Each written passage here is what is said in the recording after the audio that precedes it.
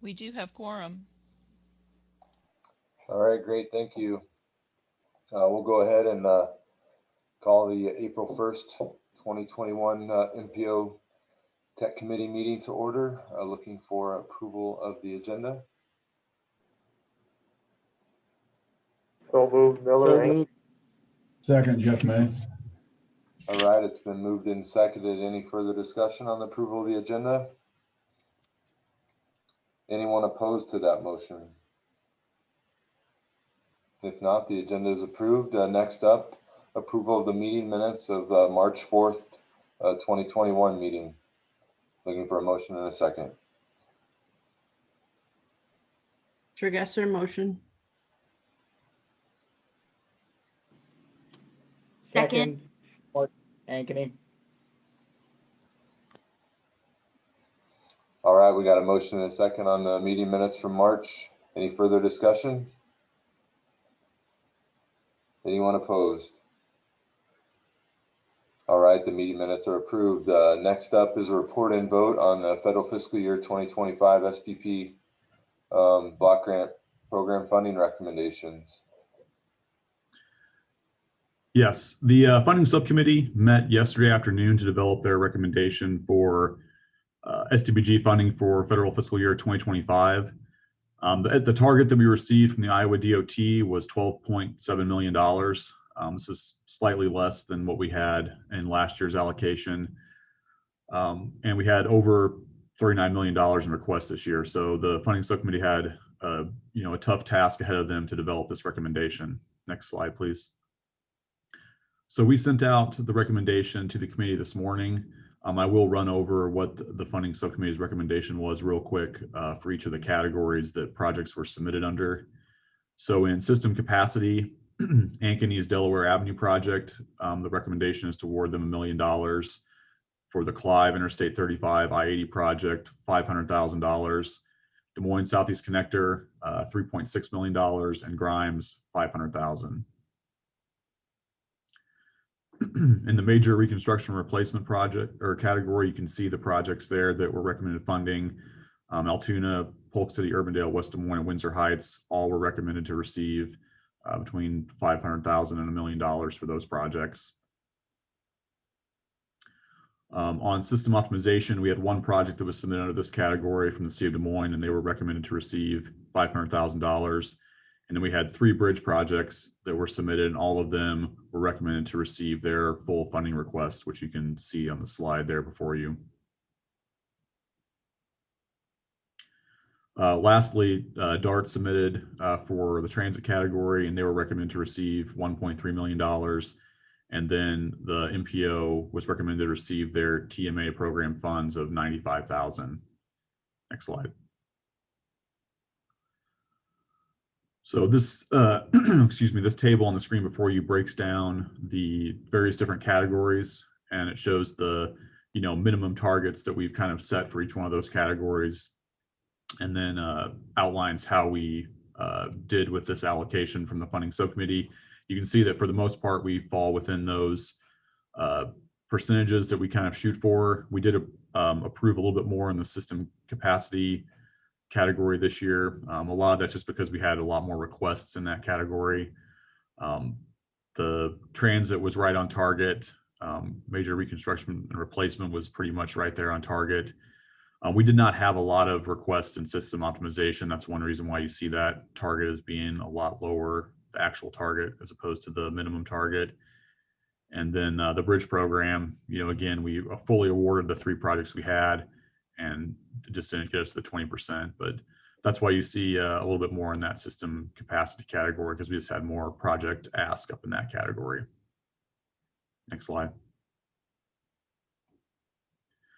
I would mention that as maybe 2 years ago now, we set up a new excess STBG funding policy. So when we got our targets from the DOT, staff reviewed the federal fiscal year 2020 final apportionment from the Iowa DOT, and we found that we had awarded less than what that final amount was from the DOT. It was about $500,000.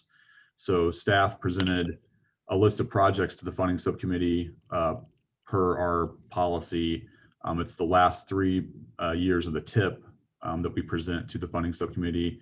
And they looked through those projects and they determined that their recommendation was going to be to award the additional $500,000 to the city of Des Moines for their intelligent transportation system project that's in the current TIP.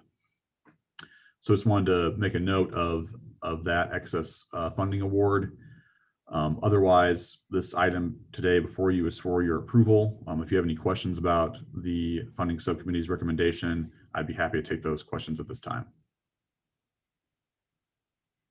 All right, any questions for Zach? If there's not any questions, is there a recommendation? Motion in a second. Motion to approve, Paul, City of Ankeny. Second, Sussman. All right, we have a motion and a second on the approval of the funding recommendation. Any further discussion? Anyone opposed to the motion and second? All right, we'll consider that approved. Thank you. Next up is the report and vote on the 2025 STP set aside program funding recommendation. Yes, thank you. So as you all know, the federal fiscal year 2025 TAP funding cycle also began earlier this year. The TAP funding target for 2025 is approximately $1.16 million. The MPO funding subcommittee had set aside 20% of that target for Safe Routes to School projects specifically this year, which is approximately $232,800. We received a total of 6 TAP applications, 2 of which were Safe Routes to School projects. The total funding ask was about $2.5 million. Next slide, please.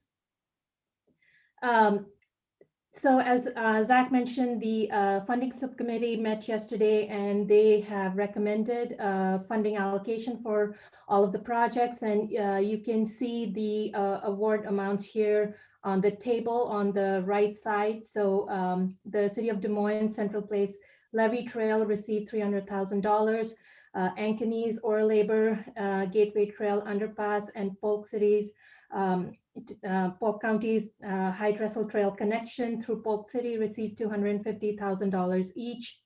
The Altoona's pedestrian and transit improvements received $131,200. And for the Safe Routes to School category, Norwalk Sidewalk Gap Improvement received $100,000 and City of Waukees School and Trail Improvement Project received $132,800. If you have any questions, I'll be happy to take them at this time. Otherwise, again, we are seeking approval of the funding recommendations for the TAP projects. Thank you.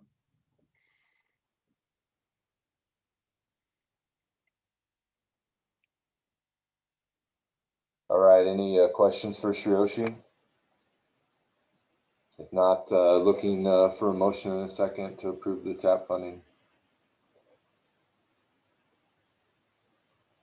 So moved, Miller Ankeny. Second, Sussman. All right, it's been moved and seconded. Any further discussion on the motion to approve the TAP funding? Anyone opposed to that motion? All right, we'll consider that motion approved. Thank you. Next up is the report and vote on the priority project lists for the annual DC trip. So as you'll recall, each year we develop a priority project list for the Greater Moines Partnership to take on their DC trip. So we've been working over the last few months to put that list together.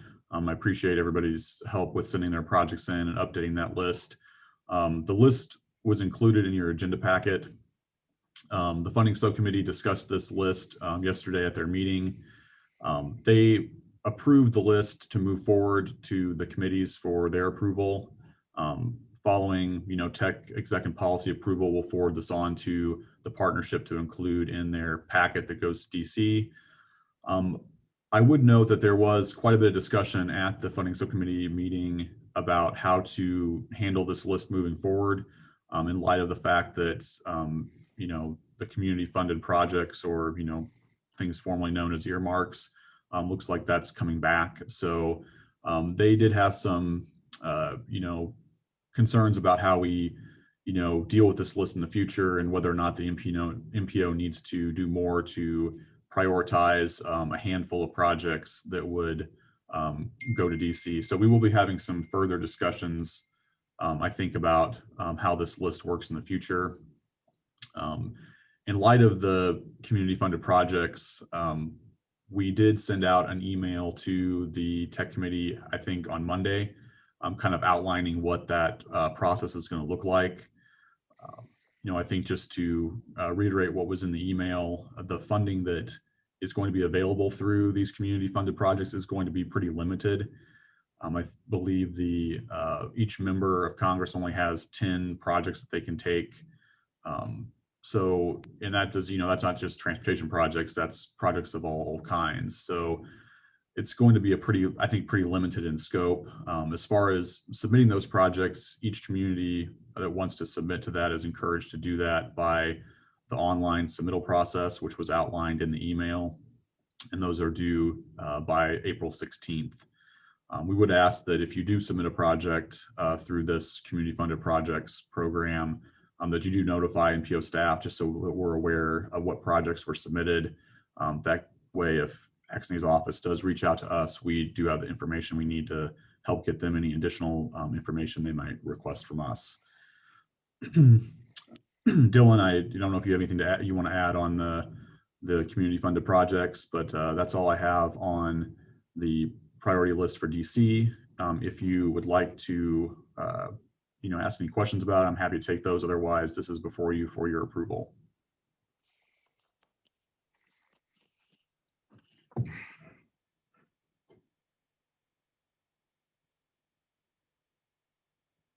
All right, any questions for Zach on the priority list? If not, looking for a motion in a second.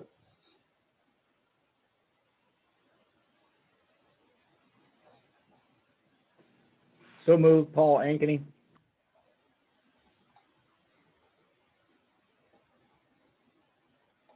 Second, Huesman. All right, it's been moved and seconded. Any further discussion?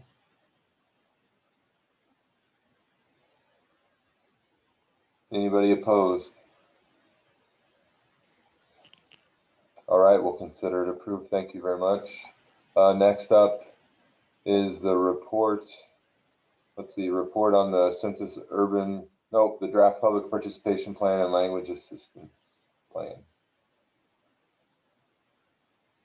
Thank you. Good morning, everyone. Today we're coming back to you with the draft updates to public participation plan and language assistance plan.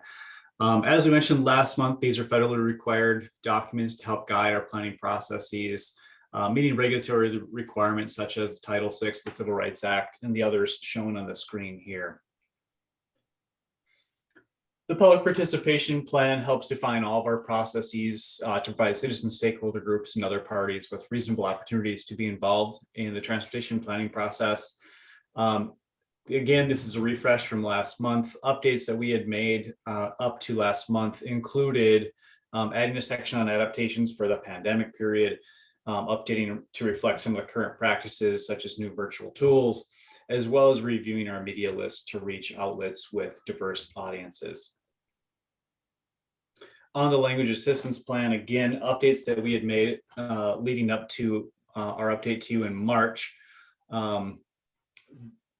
were to update their environmental justice maps, as well as our data of languages spoken at home, added a few language promoting or advertising translation services available in different languages. And to recap, the language assistance plan really just ensures that you can have access to benefit services information and anything related to MPO programs for individuals who don't speak English as their primary language. So we had initially said that our comment period was going to be open through March 31st. We did hear from Iowa DOT, and they may know that there is a federal requirement that is specific just to the public participation plan, that you need to have a 45-day comment period. So we extended the comment period through April 15th. We did hold a public meeting via Zoom on March 24th. We had no one attend that meeting. I want to highlight, though, the pivot that we've made here with regards to the comment period. Our initial plan had been to come back to you with completely updated documents for your review and approval. But given that we had to extend the deadline, what we proposed to do was show you all the comments. Those were provided to you in the supplemental items sent yesterday, and I'm going to highlight them here in a minute, and then ask for review and approval based on the revisions based on those comments. I did receive some comments, and I know that there's at least one member of the committee who's has reservations about doing this approach. So I just want to acknowledge that out of the gate, and to say that we're open to discussion on how best to proceed. Before we open it to discussion, I will briefly go through some of the public comments that we received to date. Those comments were received from one Des Moines resident, one MPO member of government, as well as the Iowa DOT. Some of the highlights include the extended comment period for the public participation plan needing to be 45 days. That'll be reflected in the updated document. Consider public-facing Zoom links rather than requiring the public to seek out the link. Happy to talk through that one. There's different thoughts between the different methods. To utilize online calendars, provide subscription options for notices, suggested for more descriptive summaries of certain documents and activities, to highlight the use of more visualization technique, and then also a suggestion to consider a diversity and inclusion roundtable. I'm not sure why it says including. So that's it for the public comments. With that, I would open it up to any discussion or questions you might have about the substance of the comments or the approach that we're suggesting here. Hey Gunnar, this is Steve Neighbor. Hey, I guess I would share the reservation that why would we approve a document before the comment period is over? What's the hurry? Why not just approve it May 6th? It just seems kind of a, I guess doesn't that almost make it feel like the people commenting afterward, after we approve it, seem like their comments don't matter? Or I haven't done that before, unless there's some urgent need to get this done. Why would we need to approve it before the comments period's over? Thanks, Steve. I'll acknowledge that it could feel that way. That's certainly not our intent here. We have certification review as the MPO with our federal partners later in April. And so we were hoping to be able to say this has been approved. And also we had communicated to you last month that we would bring this back for your approval in April. So that was a thought process behind it. I too see that it is kind of weird to, or it's atypical anyway, to adopt something before the revisions to finally have been made. Yeah, I just want to acknowledge that. Oh, I did want to say that there is some precedent. We've done this before in the tip, so it's not. Well, it's definitely atypical. It's not without precedent. Gunnar, I was the one that raised the concerns. I think that the comments that have been received so far, primarily the ones from Iowa DOT, but some from the other sources, may lead to some changes, or that might be significant. And that's why I'm uncomfortable approving something and not having it come back to this committee for a final approval. So if the will of the committee is to give a interim approval so that you can report to the certification process that the draft has been approved with these contingencies, but as long as it comes back to the committee to see what the final document looks like, then that would ease some of my concerns. John, this is Todd. And yeah, we can certainly do that. And it will be, the comment period will close before we have the policy committee approve it later this month. So the final document, approval won't happen until after the comment period is closed. So we can certainly bring it back to this group to see all comments and the final document. Yeah, and I think I appreciate that, Todd. I think that to piggyback on Steve's comment, I think the day and age and what we've been seeing, maybe I'm a little sensitive to it, but I think that a lot of our the constituency and the citizenry in the metro area, especially in the city of Des Moines, I think they need to be given a very much more comfortable feeling that we are giving all comments that are received due consideration. Sure. And that is our intent. Just trying to shoehorn into the certification schedule, but also meet our obligations with doing due diligence. And certainly this document will be reviewed by the policy committee with all comments that we received prior to their approval. And if they don't, then we'll deal with that after that. But we can bring back the document next month to everybody just to see the final document. But I certainly hear what your concerns are. This is Mike Ludwig. I left a message in the chat. Is an e-vote an option under our practices at all? I mean, like if the document after the public comment period closes, could the document be emailed out and we could take a vote electronically? This group's never done that, but we have done it at policy before. We'd have to post the meeting, offer someone who wanted to attend to come in and comment. But yeah, we can do that. I was just trying to think of something that would keep it on schedule for your certification review and then prior to the vote. That would have to be done probably Thursday morning on the 16th. So I guess that would be my suggestion. Not even an e-vote. I mean, with Zoom, I mean, we can all get on for a 2-minute meeting once we've got all public comments and just hold a special meeting. Would that be workable? We can certainly do that if we can get quorum. So I mean, I think if we have enough advance notice, we should be able to do that, and then that satisfies you guys getting it when you need it, and it satisfies that we've got all the public comments prior to this group taking action. Well, John, I'm sorry, John, did you say something about some type of conditional? I didn't catch all the wording that you said.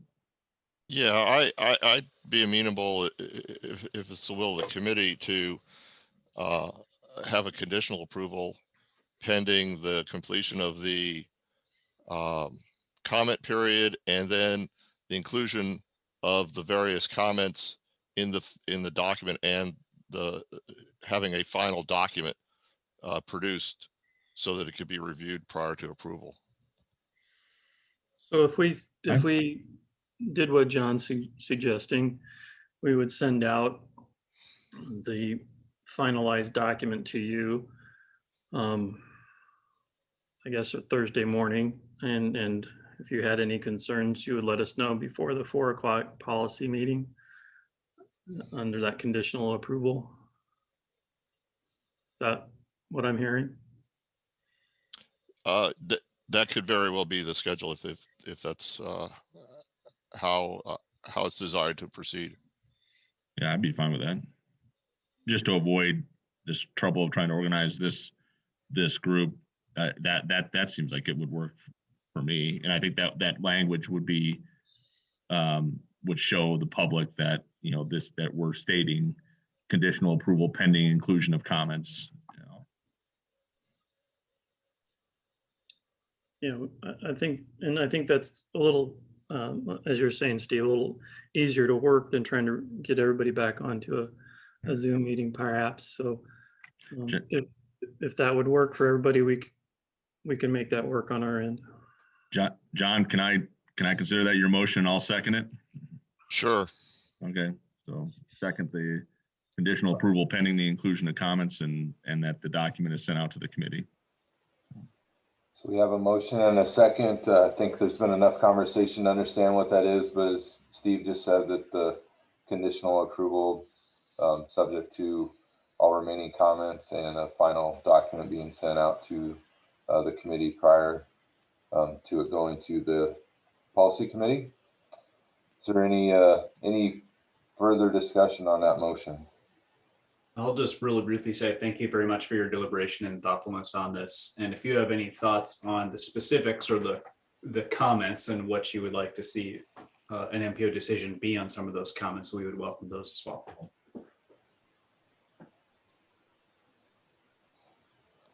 All right, any other comments, questions? Anyone opposed to that motion? All right, we'll consider that approved. Thank you. Next up, we have the report on the census urban area update.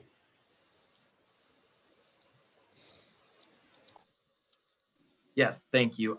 So this is just an update on the proposed changes that the Census Bureau has for urban areas. That was first published in the Federal Register on February 19th, and they are accepting comments until May 20th. So a copy of the proposed criteria is available on our website, but is also included in your agenda packet. Next slide. The main changes are on the screen before you. There are 7 in total of note. The biggest one probably is that the qualifying for an urban area, the threshold is changing quite a bit. So at a minimum, you will need either 4,000 housing units or 10,000 people in order to be considered an urban area. That's a fairly big change from what's existing. There are some other changes on there as well that I'll kind of go over here in a little bit, but that's the big one that will affect everything across the United States as far as what qualifies as urban and what doesn't. Next slide. Another big change is looking at how census blocks are qualified to be urban. So they're going with new criteria and they're looking at housing units instead of population. So 385 housing units, so it can be occupied or vacant, is required on a per square mile density in order for that census block to be considered urban. So they consider this to be more direct measure of the developed landscape. It also has the ability to update the extent of the urban area between the censuses. And that last item there, what's nice about utilizing housing units, at least from the Census Bureau's perspective, is that starting in 2020, they'll be introducing noise at the census block level for population, but they won't be introducing noise for housing units. So the reported housing units won't have any additional variety inserted into it, so it'll be consistent across the census. Next slide. So this is just getting at the fact that urban clusters and urbanized areas, depending on where you're looking, don't really look all that different. This is the example that they gave in a slide of an urban cluster of Roswell, New Mexico versus an urbanized area of Grand Island, Nebraska. They don't look very dissimilar, and really the population really isn't all that different. Next slide. So they gave additional statistics on why they're kind of getting rid of the designation of urban cluster versus urban area. They just gave some examples of communities that, depending on the population, would be considered either an urban area or urban cluster in the previous or current definitions, but really don't look dissimilar at all when you look at the other metrics or economic metrics of those communities. Next slide. One of the bigger things that they're changing that may actually have an impact here in the Des Moines area is they're reducing the maximum jump that can happen. So right now you can either do what's called a hop or a jump, and it typically follows transportation corridors, but it's a way to connect qualifying census blocks to the urbanized area. So here's an example of a jump, which is 2.5 miles. A hop is half mile, but the jump's 2.5 miles, and just showing you how those qualified census blocks, which are in gray, would be connected with what's called a jump block. So they're going to reduce the jump block distance from 2.5 to 1.5. Next slide. Oh, they're also not going to be including the jump block in the, or jump corridor as they called it, in the urban area. So this is a situation where you might have some qualified urban blocks be within the same urban area, but may not be connected. Next slide.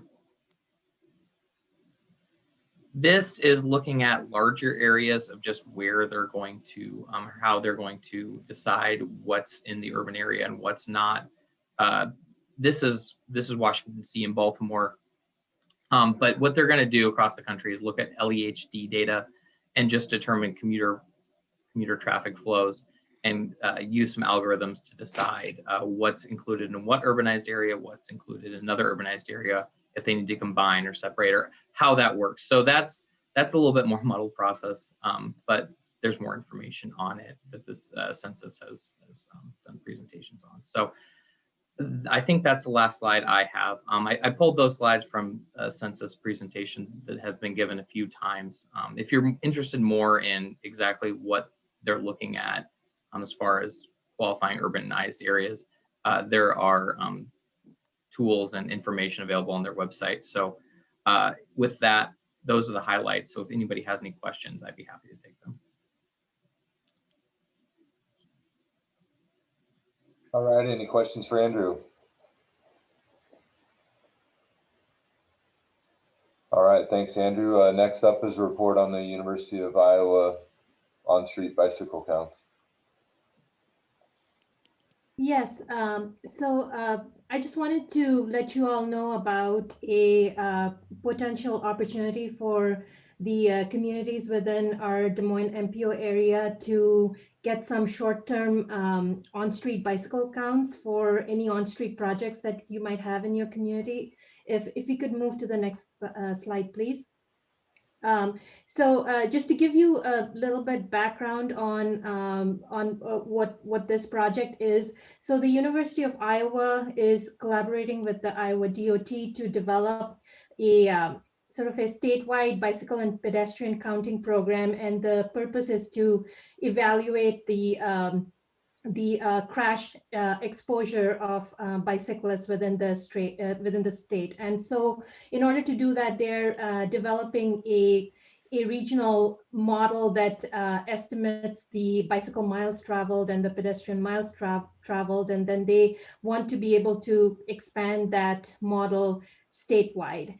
And the final product, if you will, is to kind of evaluate trends in bicycle and pedestrian crashes, and then what sort of effect that has on infrastructure, bike bed use, crash hotspots, and that kind of infrastructure improvements.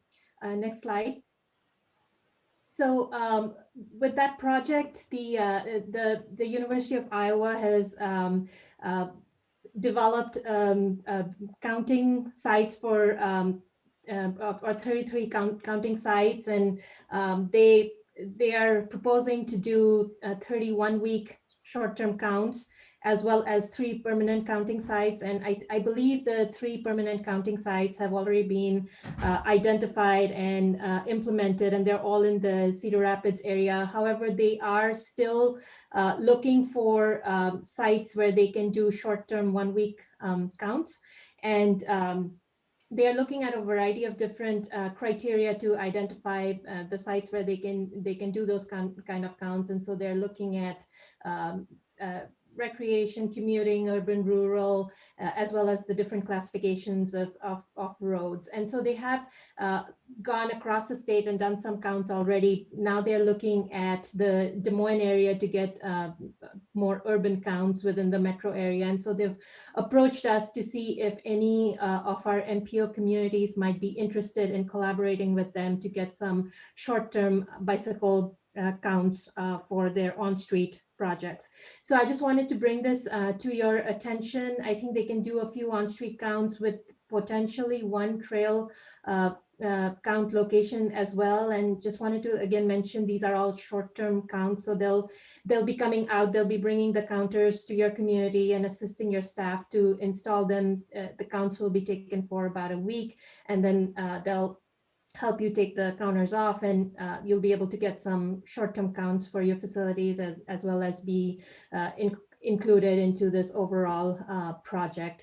So if any of the communities are interested in this, I would ask that you get in touch with me as soon as possible, as they want to do the counts this spring, which is where we are right now. So if you are interested, please get a hold of me, and I will be happy to get you in touch with Steve Spears from University of Iowa, and they will collaborate with you in order to get the counts done.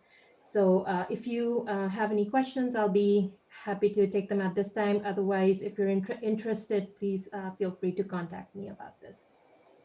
Thank you. All right, any questions for Sriyoshi?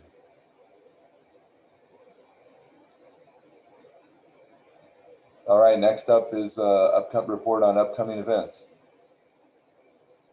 Thank you. Again, have 4 events to draw your attention to. You've heard, I believe, a few of these previously. There should be links to these in the agenda that was sent out. The Iowa Water Conference 2021 is coming up here next week.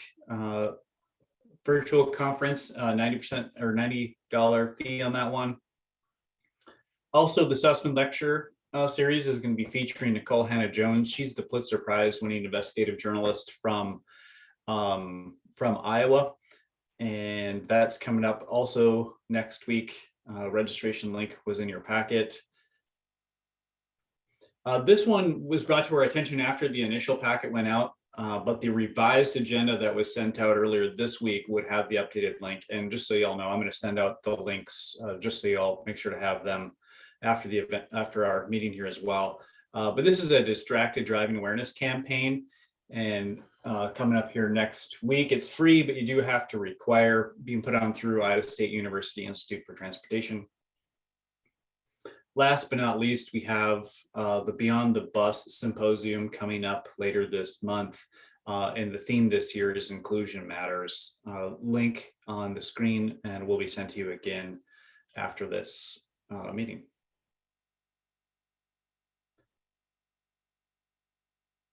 Any questions on the events? Otherwise, I've got a couple of other non-action items. All right, go ahead, Gunnar. Thank you. Just want to give you a heads up that there's a couple of planning surveys out right now. One is with regards to the broadband study that's happening regionally. The other one is related to DART's transit optimization study. We will be sending those as links to you in an email following this meeting. Just want to give you a heads up that those are out in the field right now, and encourage you to fill them out and share them within your communities to complete as well. All right, thanks, Gunnar. Any other non-action items of interest to the committee?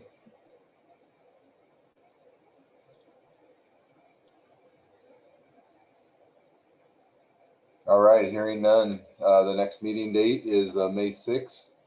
Looking for, with that, we'll consider ourselves adjourned. Thank you, everyone.